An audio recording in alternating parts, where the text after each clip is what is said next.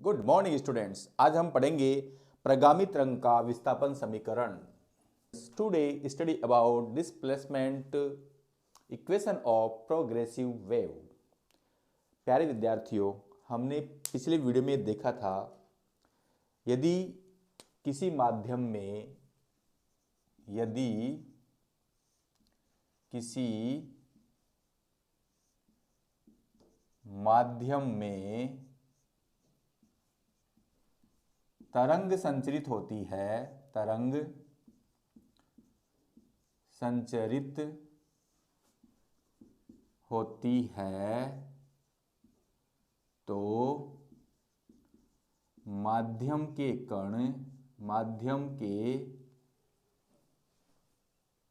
कण सरल आवर्त गति माध्यम के कण कण कण सरल आवर्त गति करते हैं तो इसे इसे तो इस तरंग को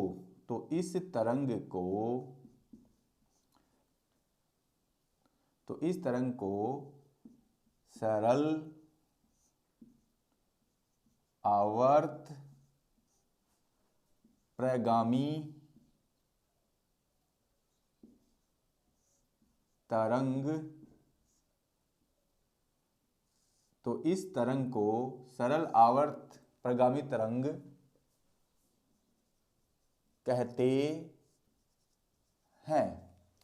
और डियर स्टूडेंट्स, इस सरल आवर्त प्रगामी तरंग का ही हम विस्थापन समीकरण निकालेंगे। हम ये भी जानते हैं कि जब कोई माध्यम का कण सरल आवर्त गति करता है तो ये तो हो जाएगी आपकी तरंग संचरण की दिशा, तरंग संचरण की दिशा। और इधर हम मान लेते हैं इसका विस्थापन y, और यहां पर अधिकतम विस्थापन a ले लेते हैं और विपरीत दिशा में भी अधिकतम विस्थापन a होगा। तो ये तरंग इस प्रकार गति करेगी।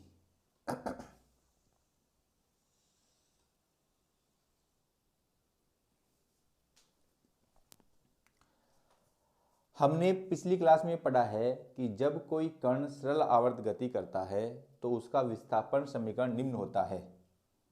सरल आवर्त गति का विस्थापन समीकरण, सरल आवर्त गति का विस्थापन समीकरण होता है y = यदि इसका ये आयाम a है और इधर भी आयाम -a है तो ये जाएगा a sin ओमेगा t, समीकरण नंबर 1। स्टूडेंट्स, यह ओमेगा क्या है? कोणीय आवृत्ति। t क्या है? समय। इसका मतलब यह हुआ कि इस सरल आवर्त गति में कण t बराबर 0 से लेकर t समय तक जा रहा है और ये जो सरल आवर्त गति का विस्थापन समीकरण है वो है बिंदु O पर। सरल आवर्त गति का विस्थापन समीकरण बिंदु O पर।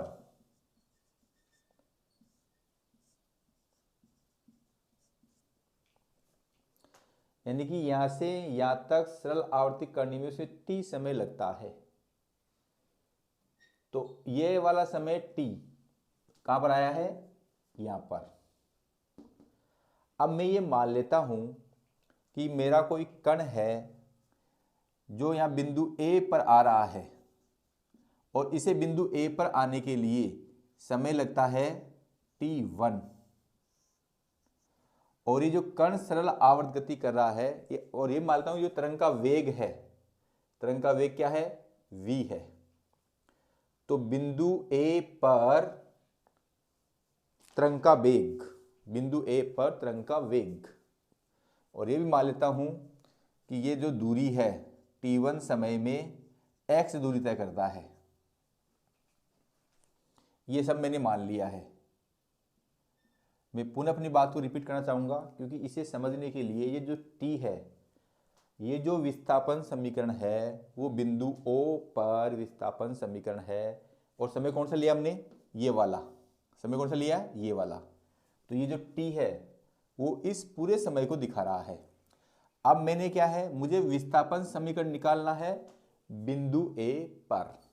तो मैंने ये मान लिया कि बिंदु A पर समय t1 लगता है और साम्यावस्था से कण को t1 समय में x विस्थापन दूरी लगती है, ये भी मैंने मान लिया है। तो अब बिंदु A पर वेग, बिंदु A पर तरंग वेग बराबर हो जाएगा, वेग बराबर होता है दूरी बटावा समय। हमने ये भी मान लिया है तरंग का वेग v है, दूरी हमने मानी है x, समय माना है t1। तो डेट्स इंप्लाइज t1 बराबर क्या हो जाएगा, x upon v, equation number 2।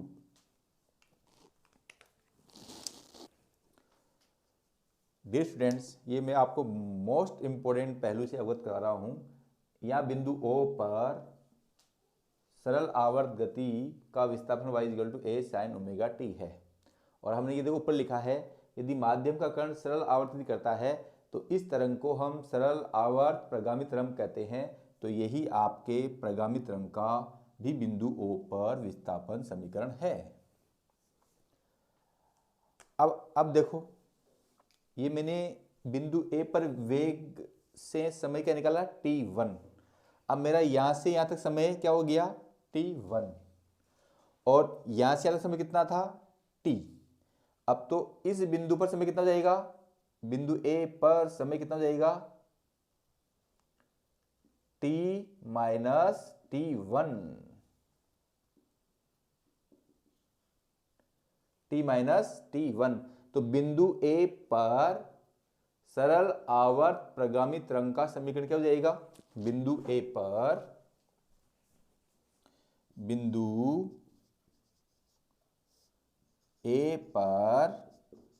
सरल आवर्त प्रगामी तरंग का समीकरण y equal to a sine omega up t, क्योंकि मैं बिंदु A पर निकाल रहा हूं और बिंदु A से इस बिंदु समय कितना है, t माइनस t1। बिंदु O पे निकाल रहा था तो O से यहां तक समय कितना था, t, परंतु बिंदु A पर निकाल रहा हूं इसलिए A से t तक का समय कितना है, t माइनस t1। मान लिया कि मैं इसको बिंदु B मान लेता हूं। तो O पर जो समय था वो O, जहां तक O से B तक जाने में जो समय लगता था वो था O पर समय। अब मैं A पर निकालूंगा तो समय क्या जाएगा, AB का समय, और AB का समय कितना है, t माइनस t1। तो यहां क्या जाएगा, t माइनस t1। अब देखो समीकरण 2 से t1 कितना है, x अपॉन v। तो a sine omega t minus x upon v, और हम क्या जानते हैं, omega equal to 2 pi upon T. Omega equal क्या होता है, 2 पाई अपॉन टी, चूंकि ओमेगा बराबर 2 पाई अपॉन टी, ये हम जानते हैं। अब मैं यदि इसे 2 पाई से मल्टीप्लाई कर दूं तो sign 2 pi T small T minus 2 pi x upon T V, ये हो गया समीकरण नंबर 3। स्टूडेंट्स, हमने इससे पिछले वीडियो में देखा था कि V बराबर डब्ल्यू ओमेगा अपॉन के, ये हमने देखा है। और हमने ये भी देखा था कि ओमेगा मान होता है 2 पाई अपॉन टी, जो कि यहाँ भी देखा है। और के का मान क्या देखा था, 2 पाई अपॉन लेमडा। तो अपॉन नीचे आएगा तो ऊपर चल जाएगा, 2 पाई से 2 पाई कैंसिल, तो क्या बचेगा, लेमडा अपॉन टी। तो v equal to lambda upon T, तो डेट सिंप्लाइज लेमडा बराबर वी टी, समीकरण 4 से।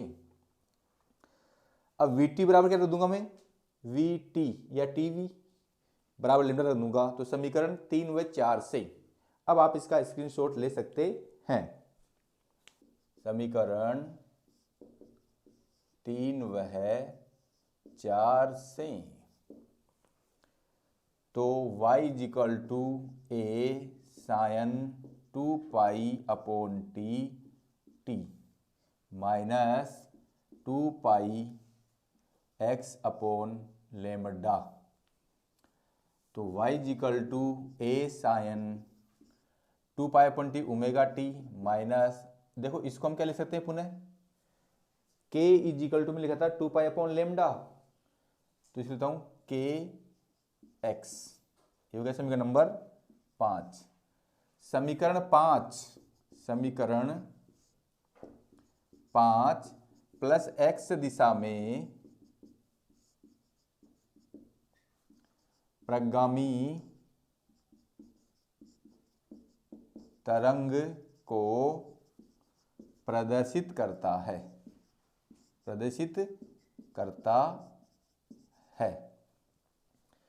स्टूडेंट। हाँ, यहाँ देखिए, यदि यह माइनस एक्स आता है तो ये प्लस एक्स दिशा में प्रगामी तरंग के समीकरण को व्यक्त करता है। यदि मैं या प्लस कर दूं तो यह क्या जाएगा, माइनस एक्स दिशा में प्रगामी तरंग का समीकरण आ जाएगा। तो देखो पुनः है y equal to a sine omega t plus के एक्स बराबर समीकरण 6। तो ये क्या जाएगा, समीकरण 6 माइनस एक्स दिशा में प्रगामी तरंग को प्रदर्शित करता है। तो ये बात आपके स्पष्ट हो जानी चाहिए माइंड में कि यदि माइनस आता है तो प्लस एक्स दिशा में प्रगामी तरंग के समीकरण को प्रदर्शित करेगा, और यह प्लस आता है तो माइनस एक्स दिशा में प्रगामी तरंग के समीकरण को व्यक्त करेगा। तब आपका ये ग्राफ किधर बनेगा, यदि माइनस एक्स दिशा में है तो ये ग्राफ आपका इस दिशा में बनेगा, यू बनेगा ये।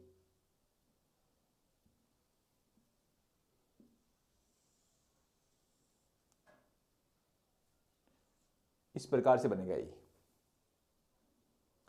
तो इसका समीकरण क्या हो जाएगा, ये हो जाएगा। अब समीकरण 4 और 5 से, समीकरण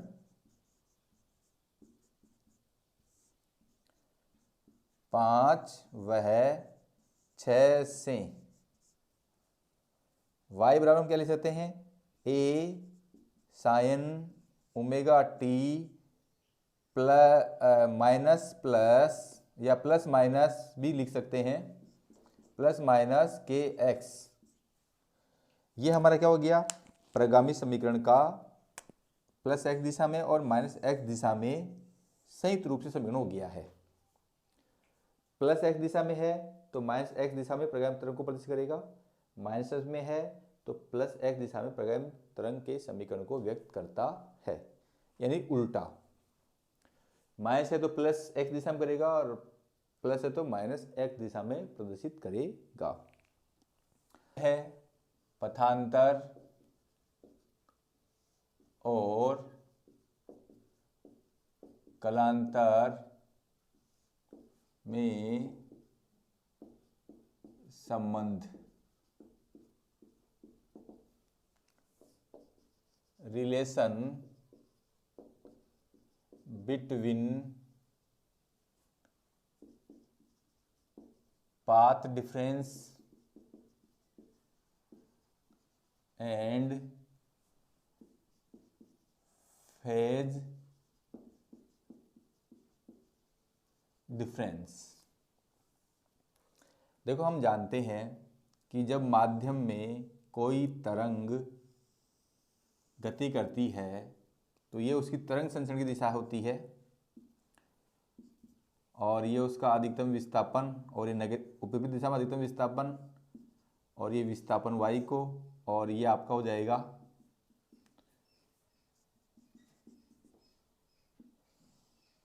इस प्रकार से वो गति करता है।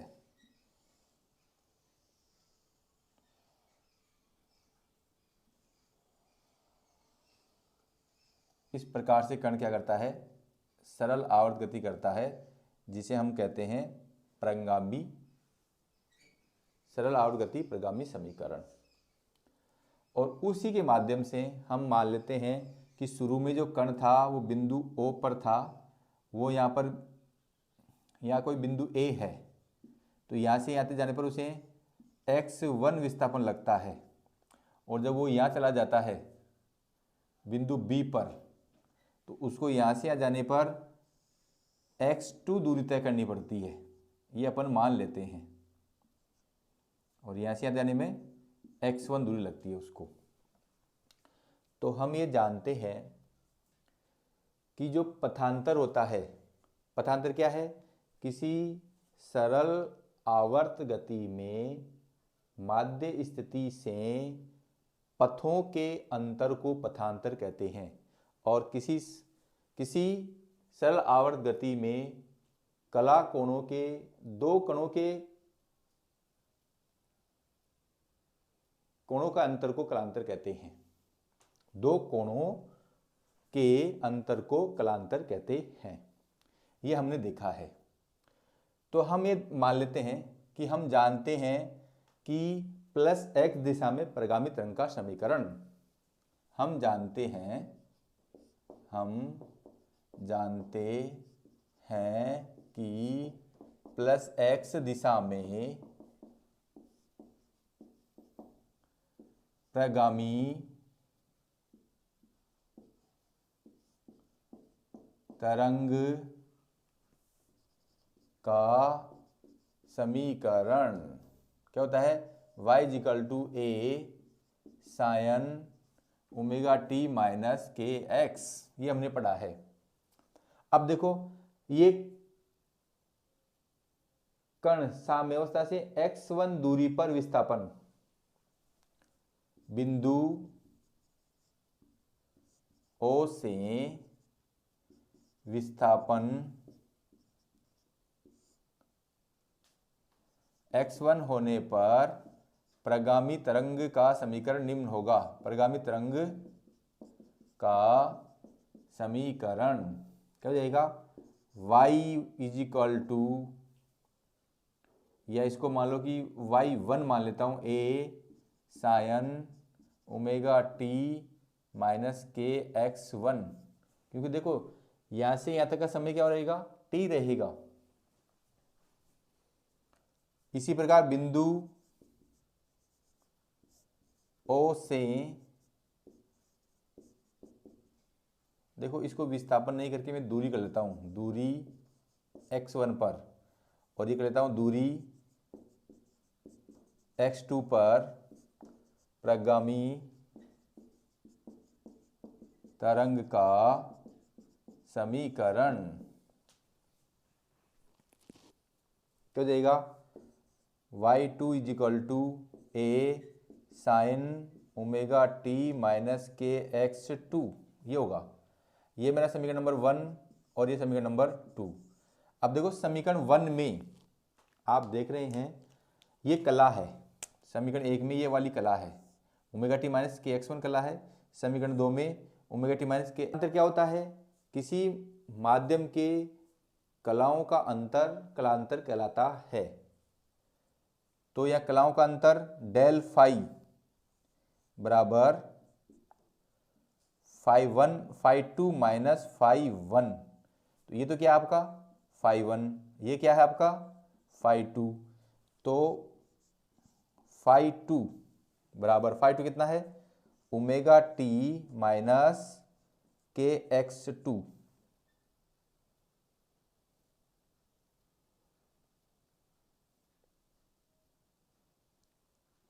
Phi one minus phi one omega T minus K X one, omega T minus K X two minus omega T minus minus क्या जाएगा प्लस के एक्स वन, ओमेगा टी से ओमेगा टी कैंसिल्ड, तो क्या बचेगा K X one minus K X two, K common तो क्या बच गया X one minus x two. देखो माध्य स्थिति से सरल आवर्त गति कर रहे दो कणों की साम्य अवस्था से दूरियों के अंतर को हम पथांतर कहते हैं। तो डेल फाई बराबर क्या हो जाएगा के डेल एक्स, जहां डेल एक्स क्या है पथांतर, और ये क्या हो गया आपका, ये क्या हो गया पथांतर और कालांतर में संबंध, या मैं यूं कह सकता हूं डेल फाई बराबर 2 पाई अपॉन लेमडा, के का मतलब 2 pi upon lambda del x, जो दो कणों का कलांतर है वो पथांतर का 2 पाई अपॉन लेमडा गुना होता है। अब आप